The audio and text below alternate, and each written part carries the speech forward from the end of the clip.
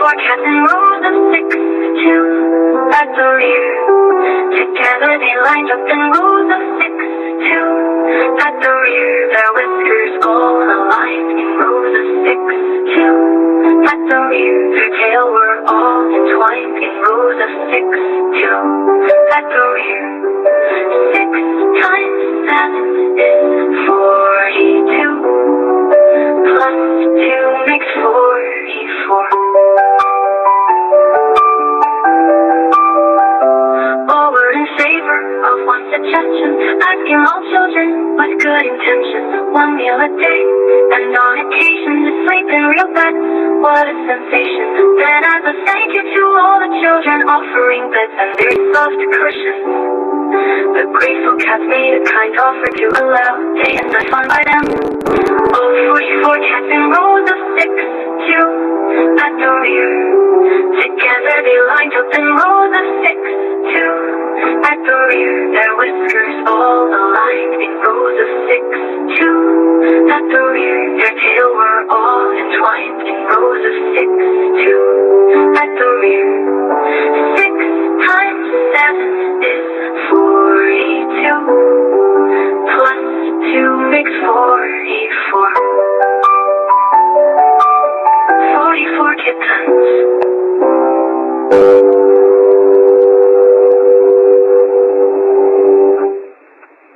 Granny Christina, I'm glad you're here to set your cats up for adoption. Oh, Dr. Kittens, it pains me to give up my darlings, but I'm too old to care for them properly anymore. I hope you can find them good homes where they'll be loved and cherished. And perhaps, if it's not too much trouble, you could keep an eye out for a suitable companion for me as well.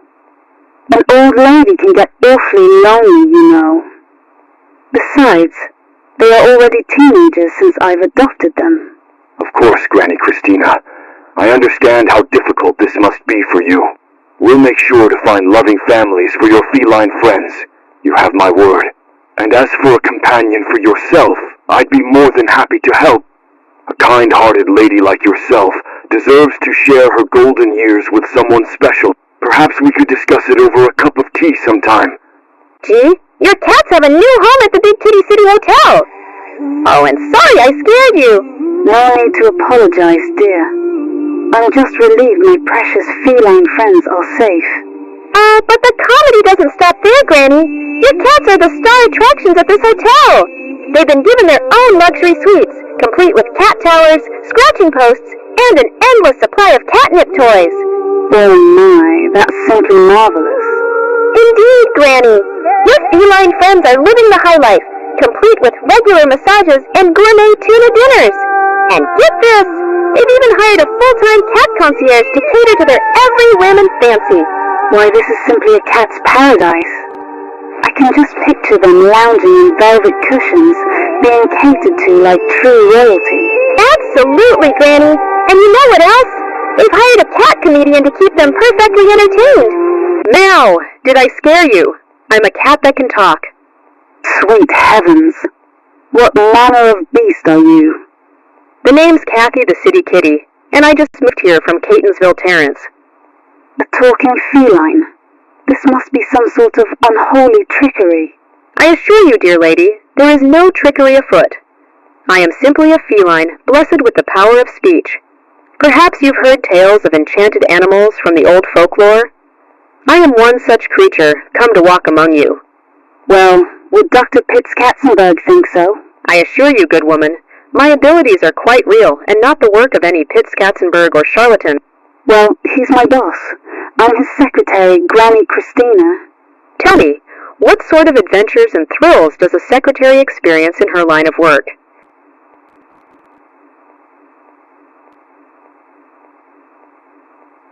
Christina, who's the white feline next to you?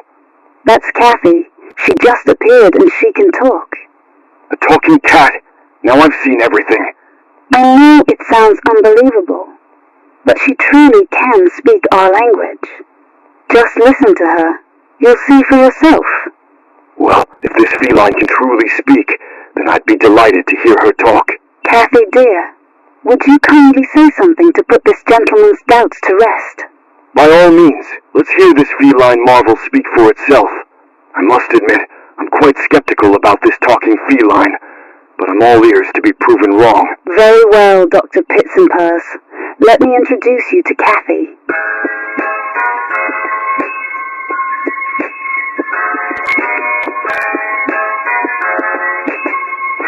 Boy, Oregon, I'm a bore. Don't worry, Greenie. We'll find some excitement soon enough. Perhaps a girl you could be with? A girl, eh? I'm not sure that's what I need right now. Oh, come on. I had a big crush on Fern the florist cat.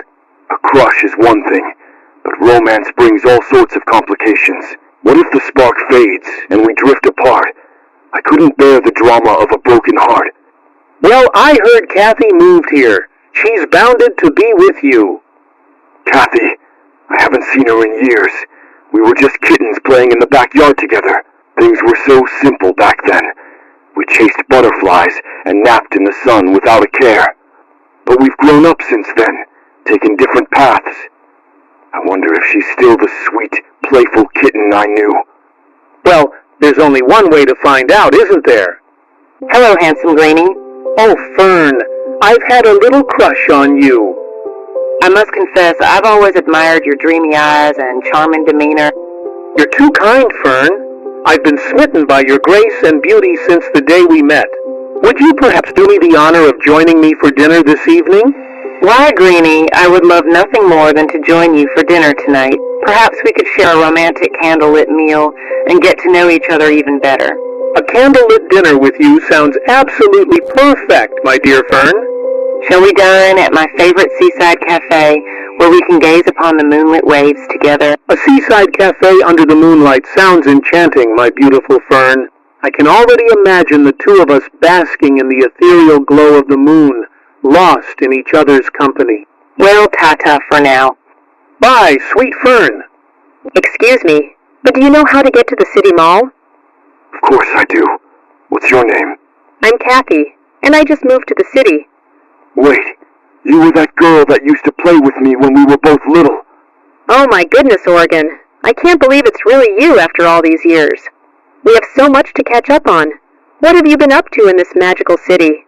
Well, Kathy, it's certainly been a wild ride living in this bustling city. You know, I've really missed having you around, Oregon. All those years apart made me realize how special our friendship truly is. Kathy, you were always such a dear friend to me. The truth is, I've missed you terribly all these years. You think you might even want us to live together? Living together? Kathy, I would love nothing more. Come on and follow me to my apartment. I can hardly believe this is really happening, Oregon. After all these years, we finally found our way back to each other. Fern, I'm glad we could be together. Oh, Greenie, being with you fills my heart with joy. There's something I've been meaning to ask you. Yes, my love. What is it you wish to ask? Greenie, you mean the world to me. Would you do me the honor of becoming my husband? We could build a life together, our love as eternal as the seasons that bring forth new blooms.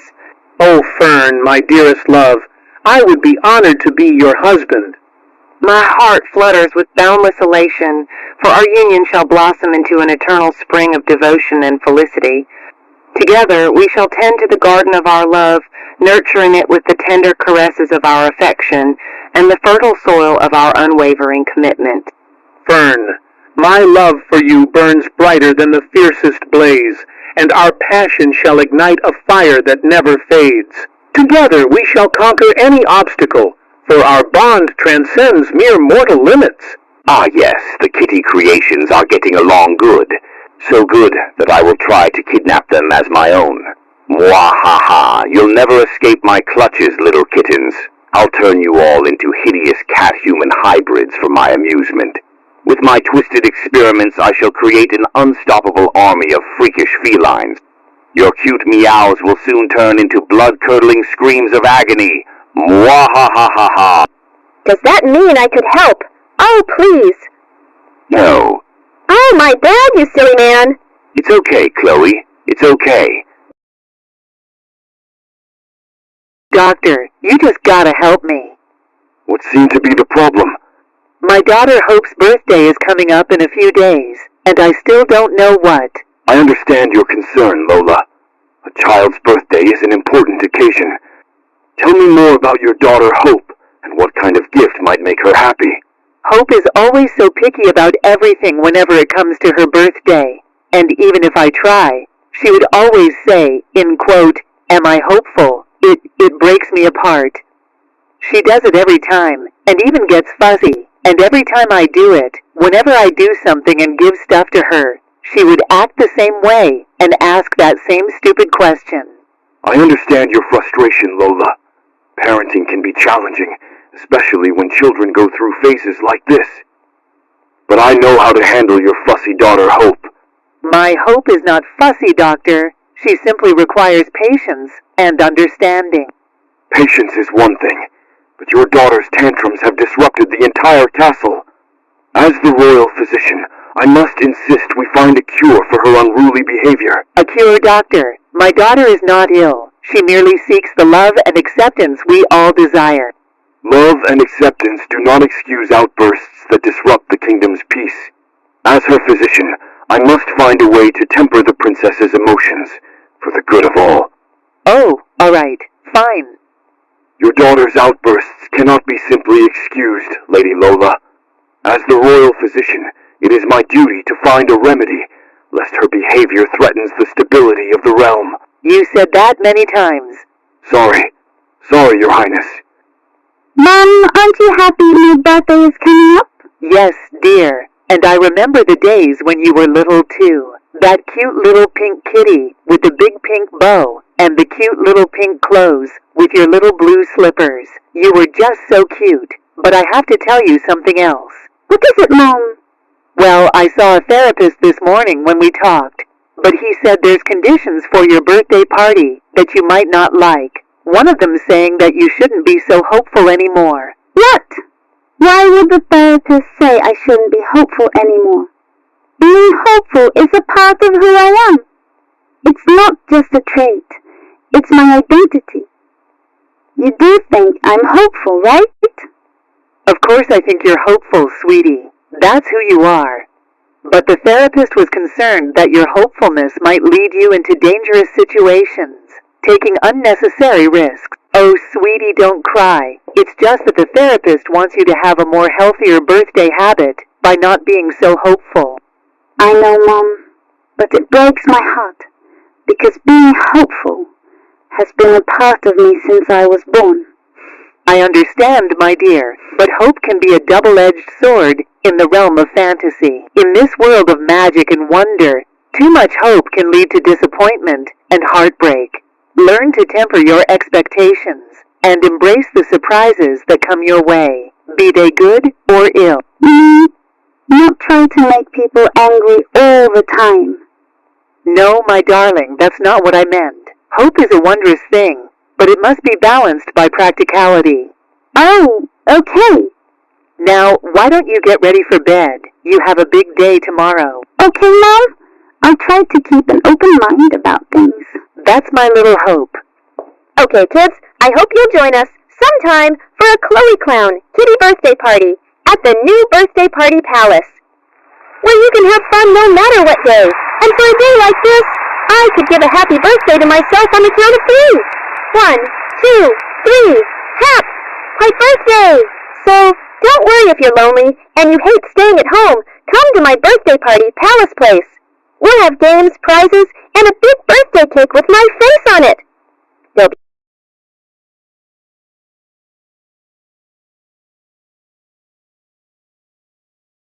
be balloons, party hats, and enough silliness.